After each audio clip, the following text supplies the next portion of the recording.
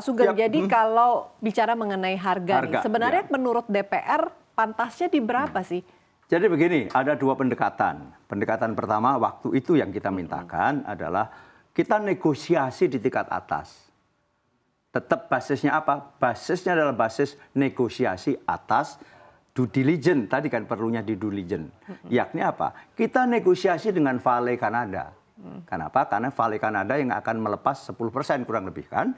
Dan juga kita negosiasi dengan Sumitomo yang akan melepas kurang lebih 3, sekian persen menjadi 14%. Karena hari ini Main ID menguasai 20%, maka plus 14% itulah menjadi 34%. Plus yang sudah dilepas di pasar yakni 21%, maka total menjadi 45% saham. Itulah yang tidak lagi dikatakan, yang sudah dikategorikan memenuhi, ini ada dua hal ya, ada dua pandangan. Memenuhi ketentuan sebagaimana disyaratkan dalam Undang-Undang Minerba yang mencapai 51%. Tetapi ada pendapat lain, kalau baru 14% di mana di okupasi atau dibeli oleh Main ID, maka Main ID baru 34% kan, maka perlu lagi 11% untuk mencapai, perlu 20% lagi, bahkan 17% lagi untuk mencapai 51%. Nah, inilah yang selama ini berkembang diskusi-diskusi ini. Lantas menyangkut harga.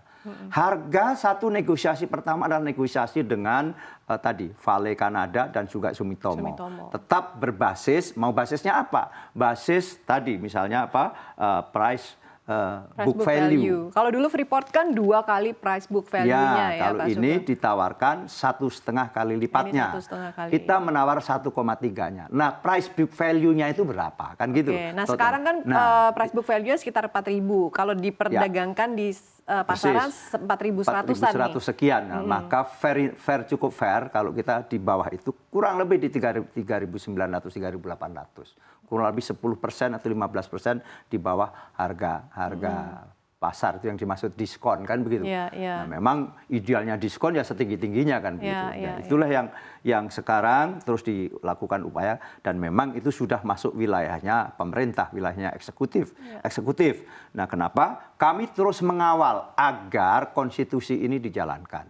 Perspektif di balik ini semua seperti saya kemukakan tadi, ini adalah barang atau sektor yang sangat strategis. Bahkan langkah keduanya, ini baru saja tadi kurang lebih 1 jam yang lalu saya diskusi sama Dirut Vale, yakni Saudari Febri, yang kita harus orientasikan.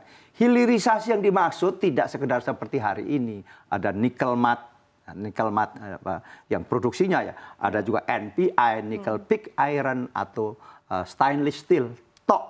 Padahal nikel ini adalah bahan baku utama untuk energy storage. Harus mulai, dan memang sudah dimulai. Misalnya sekarang sedang negosiasi dengan VW misalnya, yang nampaknya akan sangat serius. Nanti pengembangan selanjutnya akan ada investasi kurang lebih 9 miliar US dollar di 3 wilayah tambang tadi.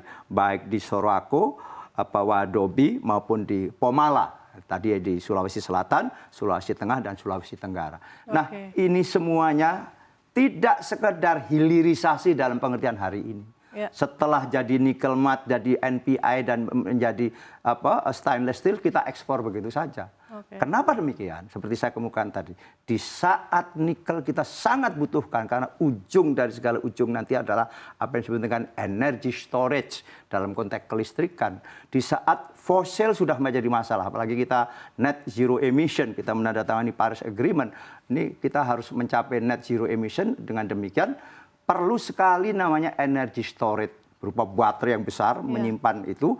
Nah, itulah di saat kita butuhkan, jangan-jangan sudah habis gitu. Kalau dari sekarang kita tidak dimulai, bagaimana mengarah kepada industrialisasi di tingkat nikel ini dalam bentuk memproduksi baterai energy storage tadi.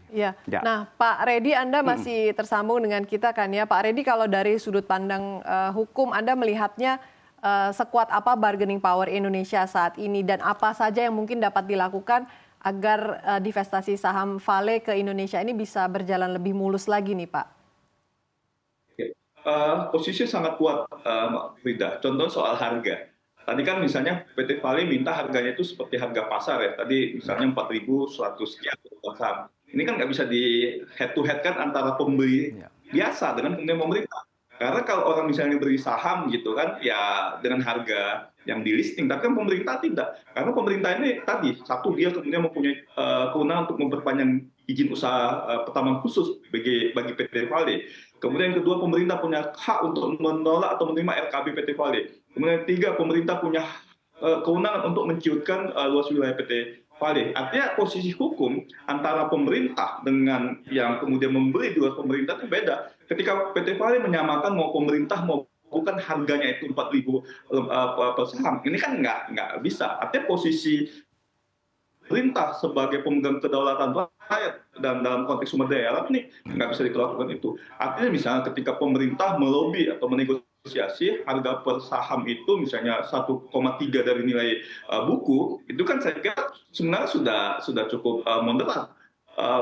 PT Vale minta 1,5 misalnya, pemerintah menawar 1,3 itu sangat moderat. Karena misalnya skema yang lain kan pemerintah bisa lakukan, ya sudahlah kalau PT Vale ngotot ya sudah 2025 sudahlah kita selesaikan sampai di sini, walaupun ada misalnya strategi lain yang kemudian tadi disampaikan oleh Pak Sugeng, tentu ini jadi cost, tapi kita menguasai 100%. Dan ini semangat Bung Karno bahwa seluruh sumber daya alam itu dikuasai oleh putra-putri Indonesia melalui perusahaan-perusahaan negara. Ini kan amanat konstitusi kita. Baik. Nah, Pak Reddy, kalau misalnya tidak kunjung rampung nih, Pak. Pak Reddy, kalau tidak kunjung rampung juga nih masalah harga, opsi-opsi apa saja yang bisa dipertimbangkan oleh Indonesia nih, Pak? Ya, opsinya adalah pertama saya kira bisa menciutkan, ya sudah. Oke, pemerintah kemudian tidak membeli 14% tadi itu, menugaskan Min-ID untuk membeli 14%, tapi wilayah Vale kita ciutkan. Dikembalikan sesuai dengan perintah Undang-Undang Nomor 3 Tahun 2020. Bahkan di Undang-Undang 4 Tahun 2009 sudah diatur bahwa maksimal luasan wilayah untuk mineral logam itu hanya 25.000 hektar, ya sudah diciutkan 25.000 hektar. Lalu sisanya ya sudah dikelola saja oleh BUMN kita, oleh Antam, oleh Min-ID. Saya kira itu bisa lebih fair, atau bahkan kemudian pemerintah mengundang investor lagi untuk kemudian mengelola wilayah yang diciutkan. Itu yang pertama. Kemudian yang kedua, kira tadi ya opsi untuk kemudian tidak diperpanjang, bahkan tadi catatan juga oleh Pak Sugeng, sebenarnya kita kan belum menjalankan perintah undang-undang, karena perintah undang-undang itu 51%. Hari ini kan posisi itu 20 ditambah 14, 34. Jauh dari posisi perintah Undang-Undang Minerba 51. Artinya ini juga menjadi potensi masalah hukum di kemudian hari. Jadi saya kira PT Vale dalam konteks ini ya harus kemudian legowo. Diskon yang diminta pemerintah itu menurut saya sangat rasional. Dengan kekuasaan pemerintah yang sangat besar hari ini, diskon yang kemudian dari 1,5 menjadi 1,3 itu saya kira cukup moderat. Win-win solution. Nah, kalau memang kemudian ya tidak mau, ya sudah. Saya kira diciutkan saja itu sebagai diciutkan saja wilayahnya, dikembalikan ke Undang-Undang Minerba, itu saya kira bisa jadi opsi